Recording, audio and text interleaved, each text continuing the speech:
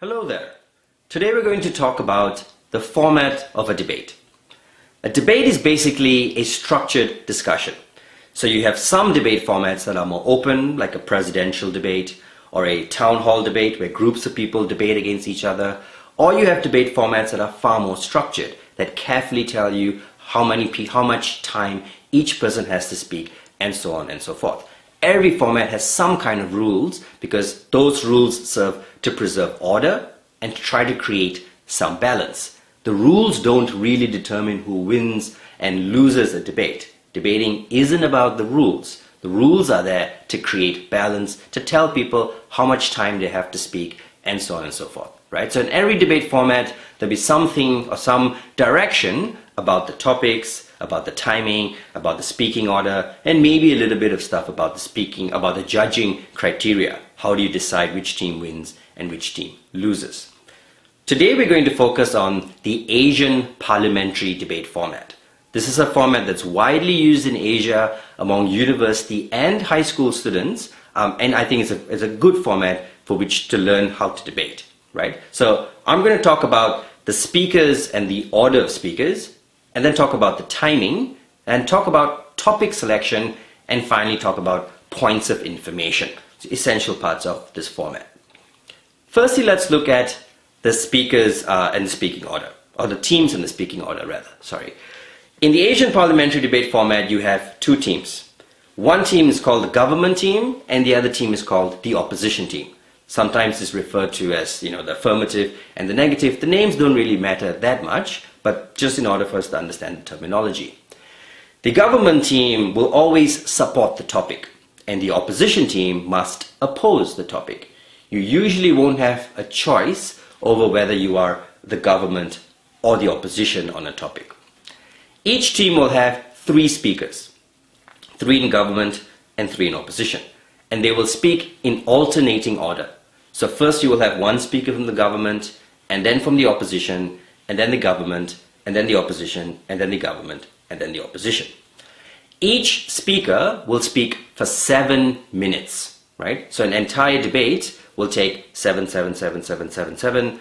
That's 42 minutes, right? But hold on.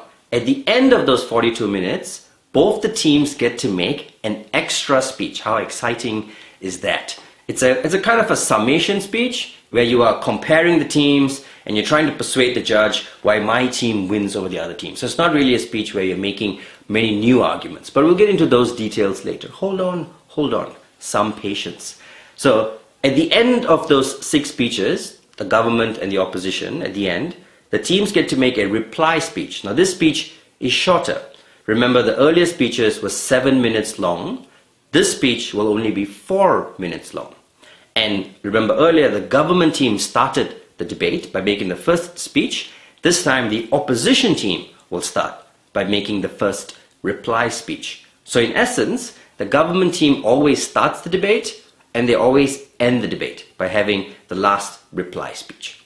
Okay? So that's the teams, the 2 teams, the speaking order, and the timing. Right? Now we come to the topic selection. Every debate needs a topic.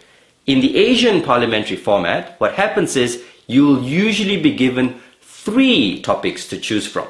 So you and the other team can compare and choose the topic which you both like to debate the best.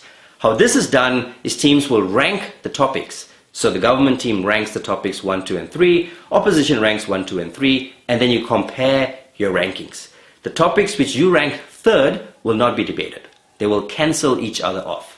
So if the government team ranked the first topic 3rd, the opposition ranked the second topic 3rd, then the first and second topics are cancelled and you will debate the 3rd topic. In the situation where teams rank the same topic 3rd but reverse the other 2 rankings, then you have to flip a coin to decide who gets their first choice. And if both teams rank the same topic first, then you debate that first topic. Okay? The only other thing with Asian parliamentary format, the last part I'm going to talk about, is called points of information. Now when speakers are speaking, between the 1st and the 6th minute of every speech, speakers from the other side have the opportunity to rise up and offer a question. So you can say, point of information, can I ask a question on that point, or something to that effect. Now, if I'm speaking, I can choose whether or not to accept this interruption, right? So I can say, yes, go ahead, ask your question, or make a statement or a comment. You can say anything you want, but it usually has to be short. It's about 15 seconds long. It's about 2 sentences, right? So you can get up, you can say, you ask your question and say your comment, and then I have to respond to it. I don't have to accept every question, but if I accept a question, I must respond to that question. So this adds a huge element of interactivity to the debate. Okay? So every speaker, government speaker and opposition speaker, have the chance to be questioned by the other team during their speech. You can only ask questions or points of information to the other team and not to your own team. And you should take at least 1, preferably 2 points of information in your speech. There are no points of information in the reply speech. So only points of information in the first 6 speeches of the debate, right? Those are the essential parts of the Asian parliamentary debate format. You have the speaking order, the teams and the speaking order, the timing, topic selection, and points of information, right? So teams win a debate not by being better at the format, but by making a strong position on the topic, by giving strong arguments to support that position, by rebutting the arguments of the other team, and by comparing each other's arguments and positions. The format is just a structure that ensures that happens in a fair and balanced way. Let's watch a demonstration debate and see and analyze if all what I said is true. It definitely is true. But watch this debate and get an example.